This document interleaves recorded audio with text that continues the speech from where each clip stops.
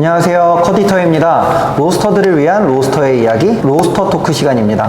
오늘은 스페셜티 커피 업계에선 상당히 유명하신 분이죠. 2019년 한국 브루어스컵 국가대표 바리스타이자 현재는 코스피어의 대표로 계신 정영용 바리스타님을 오늘 자리에 모시게 됐습니다. 안녕하세요. 안녕하세요. 상당히 어색하게 제가 촬영을 하고 있는데요.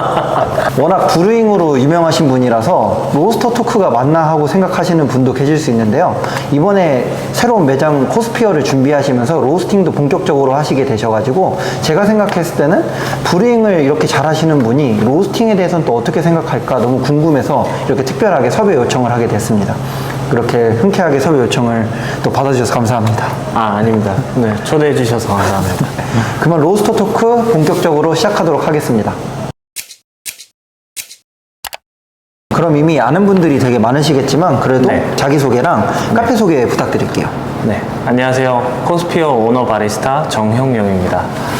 저희 브랜드 같은 경우는 이제 작게는 스페셜티 커피를 음료로 제공하는 브랜드지만 저희는 스페셜티를 소개하는 브랜드라고 말씀을 드리고 있어요.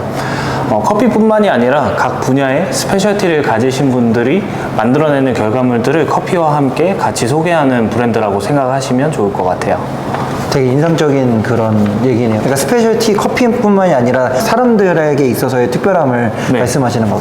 네네. 어떻게 보면 되게 낯선 자리이긴 할 것 같아요. 이제 항상 브루잉 위주로도 많이 질문도 받아보셨는데. 네, 그렇죠. 네. 제가 처음부터 드리는 질문은 로스팅을 시작하게 된 계기가 사실 궁금하거든요.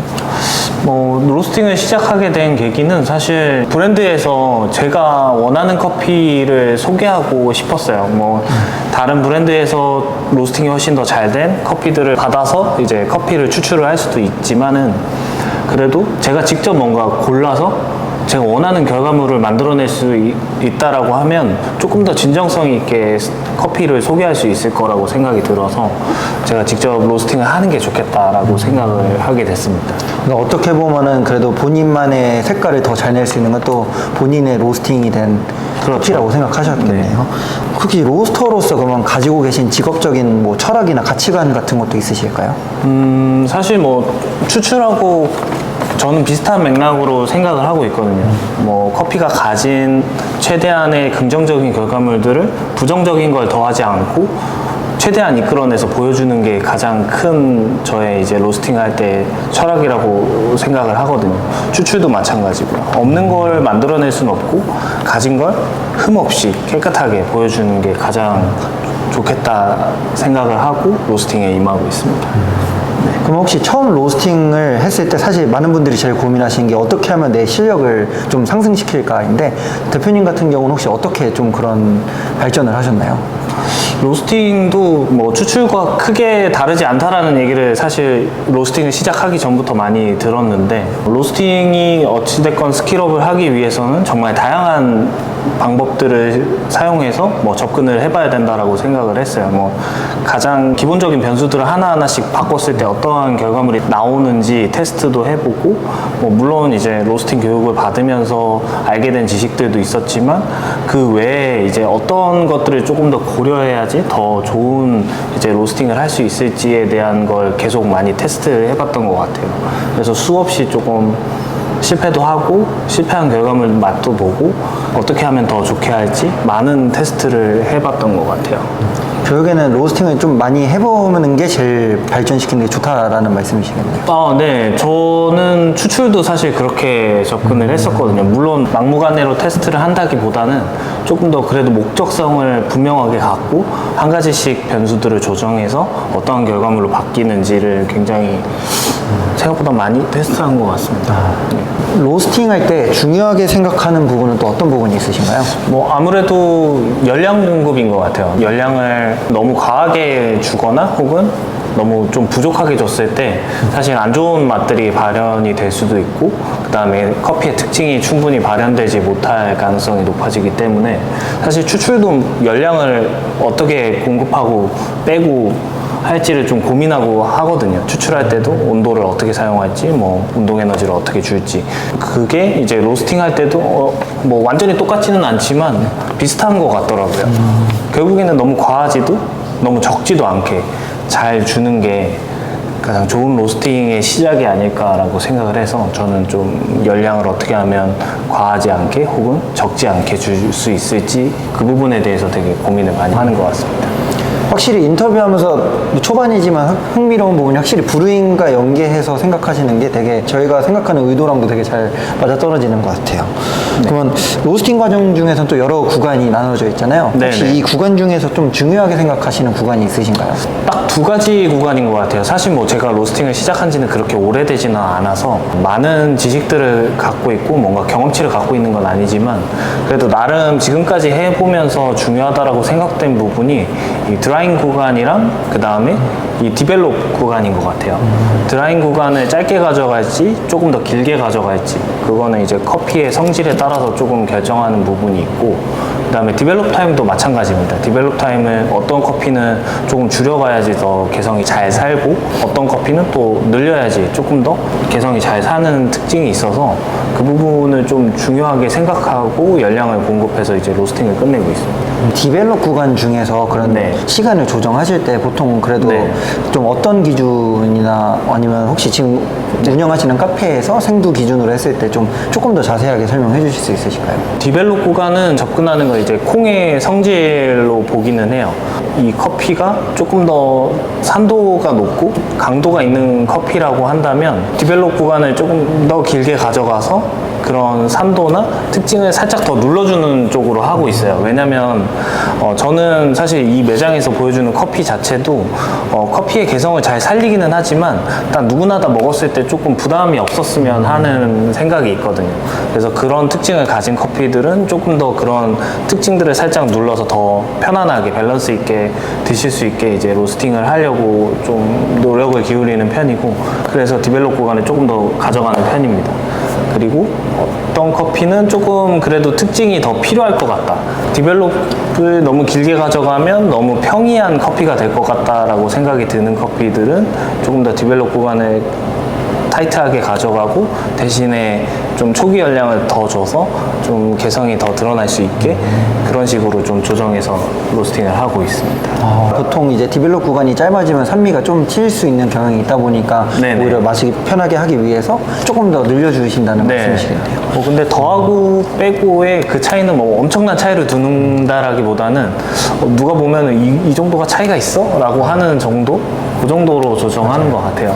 예전에 그 방현영 로스터님이랑도 인터뷰를 했었을 때 그 1초 차이에서 엄청나게 또 맛의 차이가 났었다라고도 해서 네네. 사실 로스팅에서의 그 1초는 정말 대단한 의미가 있는 것 같아요. 네, 그거를 뭐 칼로리로 환산하면 그래도 꽤 크겠죠? 네, 결국에는 커피에 가해지는 열일 테니까요. 1초의 순간이더라도 고온으로 닿기 때문에. 로스터들이 사실 또 어떻게 보면 항상 새로운 이 준비를 하는 구간이 처음 보는 이제 생두를 맞이했을 때잖아요. 네. 대표님 같은 경우는 그 생두 프로파일을 어떻게 좀 설계를 하시나요? 일단은 기존에 로스팅 했던 데이터들이 있어서 그 부분에 가장 비슷한지 대입해보고 이제 시작을 하는 것 같아요. 뭐 예를 들면 뭐 콩이 크다던가 혹은 작다던가 아니면 밀도가 높은지 혹은 낮은지 아니면 수분을 많이 갖고 있는지 적게 갖고 있는지에 따라서 그 부분에서부터 그 비슷한 콩을 볶았던 데이터들을 기반으로 해서 좀 비슷하게 한번 설계를 해보고 직접 투입해서 로스팅을 해본 다음에 한 번 정도는 해봐야 뭔가 데이터가 깔리는 것 같아요. 최대한 그래도 비슷할 것 같은 프로파일을 가지고 로스팅을 해본 다음에 그 다음에 좀 수정하는 편입니다. 아무래도 처음부터 첫 단추에 잘 끼워지면 다행인데 안 끼워질 때도 있고 약간 데이터가 부족해서 일단은 해보는 편이에요. 네. 공통적으로 갖고 있는 약간 기준 프로파일이라기보다는 네. 콩을 이제 데이터를 봤을 때 맞는 네. 이제 그 프로파일로 진행을 해보신다는 거.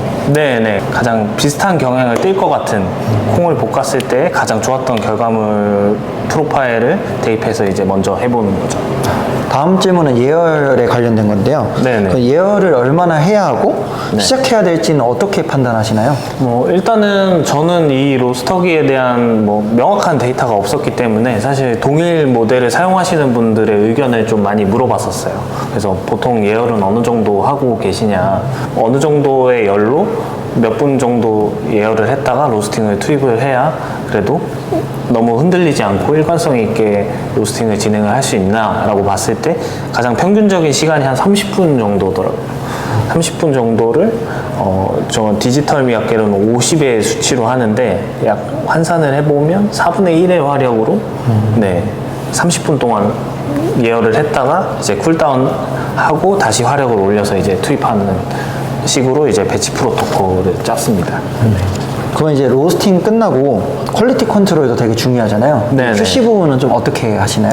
일단 저는 커핑을 가장 중요하게 생각을 합니다. 뭐 로스팅을 해봤을 때 로스팅 프로파일이 제가 의도한 대로 조금 흘러가지 않았다라고 하면 바로 이제 커핑을 깔아서 테이스팅을 해보는 편이에요. 근데 그렇지 않고 제가 의도한 대로 명확하게 이제 딱 떨어진 것 같다라고 생각이 들 때는 그래도 하루 정도 있다가 좀 안정기를 거쳐서 이제 커핑을 해서 이제 QC를 하고 있습니다. 최종적으로는 이제 뭐 디게싱 기간을 봐가면서 이제 추출까지 해서 가장 좋은 데이터들을 모아서 이제 거기에 기반해서 조금씩 바꿔가면서 적응해가면서 이제 로스팅 프로파일을 바꿔서 사용하고 있어요. 그럼 혹시 커핑을 하실 때 주의 깊게 보시는 포인트들이 있으신가요? 아무래도 이제 로스팅 디펙트가 없는가를 가장 좀 주의 깊게 보는 것 같아요. 그게 이제 전반적인 컵 하나의 이제 캐릭터라든지 클린 컵 뭐 모든 부분에 있어서 사실 영향을 주는 부분이기 때문에 로스팅적으로 일단 문제가 없었는가를 보고 그 다음에 품질적으로의 변화가 없는가 그런 부분들을 좀 보는 편입니다. 뭐 추출은 사실 맞춰갈 수 있다라고 생각이 들어서 추출이 많이 바뀌지는 않지만 그래도 좀 변화를 줬을 때에는 살짝씩 이제 수정을 해야 되는 측면이 있어서 그렇게 퀄리티 컨트롤을 하고 있어요. 생두를 고르는 게 상당히 중요하잖아요. 네. 원재료를 고르는 기준이랑 보관하시는 방법이 혹시 특별하게 있으시면 좀 말씀 부탁드릴게요. 일단 원재료를 고를 때 가장 중요하게 보는 부분은 저는 클린컵이에요. 네. 클린컵이 좋아야지 사실 다른 부분들이 저는 더 긍정적으로 느껴질 수 있고 뭐 캐릭터가 됐던지 산미가 됐던지 플레이버가 됐던지 뭐 텍스처가 됐던지 결국에는 클린컵이 전반적으로 모든 부분에 영향을 주기 때문에 저는 클린컵을 가장 중요하게 보고 그 다음이 이제 캐릭터가 명확한지 캐릭터가 명확하다라는 게 꼭 이제 개성이 넘치는 커피가 아니라 뭐 개성이 되게 좋은 커피도 있을 수 있고 그 다음에 데일리하게 먹을 수 있는 커피들도 있을 수 있기 때문에 그 부분을 명확하게 이제 아이덴티티로 갖고 있는지 생두가 모호하진 않은지 그런 걸 좀 중점적으로 보는 것 같아요. 그리고 생두 지금 보관은 항온항습을 최대한 할 수 있는 환경에서 보관을 하고 있어요. 사실 생두를 올리는 게 되게 힘든데 2층에 따로 이제 방을 하나 이제 에어컨이 설치가 되어져 있어서 에어컨을 켜놓고 온도를 그래도 최대한 일정하게 유지할 수 있게 만들어서 이제 보관을 하고 있습니다. 아까 저기 와인 냉장고가 있어서 봤는데 거기에도 원두랑 생두 들어있는 것 같더라고요. 네네. 와인셀러에는 조금 더 비싼 가격의 커피들이 이제 진공이 되어서 이제 보관이 되어져 있고, 그 다음에 그거보다는 조금 더 비교적 그래도 합리적인 가격의 생두들은 이제 위쪽에 생두 창고에 따로 이제 보관을 해서 두고 있습니다. 네. 국가대표 이제 바리스타로서 브루잉 쪽에 또 워낙 네. 전문가로 알려지셨잖아요. 네. 그러면 어떻게 보면 그래도 브루잉 전문가로서 또 로스팅을 바라보시는 특별한 관점이 있으실까요? 아무래도 저는 뭐 각각의 이제 브루잉을 하시는 분들이 조금 더 선호하는 그런 로스팅 타입의 원두가 있다라고 저는 생각을 해요. 저 같은 경우는 조금 더 추출을 충분히 가져갈 수 있는, 뭐 추출 타임을 충분히 가져간다라고 얘기를 할 수 있을 것 같기는 한데, 저는 커피 성분들을 최대한으로 이제 추출해내는 그러한 레시피를 구사를 하는데, 그런 레시피를 하려면은 결국에는 커피의 이 발연도가 조직을 너무 많이 크게 벌려놓는 로스팅보다는 그래도 좀 적당하게 딱딱하게 볶는 형태의 그런 로스팅을 하는 게 저의 추출에는 훨씬 더 적합하더라고요. 그래서 그런 식으로 로스팅 할 수 있는 방법에 대해서 계속 연구를 하고 그런 식으로 결과물을 좀 만들어 가고 있습니다. 브루잉에 자신감이 워낙 있으시니까 또 로스팅했는데 되게 잘 됐을 때는 되게 좀 네. 뭔가 기분이 좀 남다르실 것 같아요. 네, 추출이 잘 된 것만큼이나 사실 로스팅도 결과물이 잘 나왔을 때의 그런 성취감이 굉장히 크더라고요. 그래서 로스팅이 굉장히 어렵기는 한데 그래도 끊지 못하는 이유가 제가 사실 충분히 다른 친구들을 시켜서 할 수도 있겠지만은 뭔가 그런 추출과는 또 다른 성취감을 느낄 수 있기 때문에 그래서 좀 로스팅을 재밌게 하고 있는 것 같습니다. 이번 로스터 토크도 영상이 너무 좋아서 2부로 나눠서 업로드가 될 예정입니다. 2부에서도 재밌는 내용이 많이 준비되어 있으니까 끝까지 시청 부탁드리겠습니다. 이번 영상이 마음에 드셨다면 꼭 구독과 좋아요 그리고 댓글도 많이 부탁드릴게요.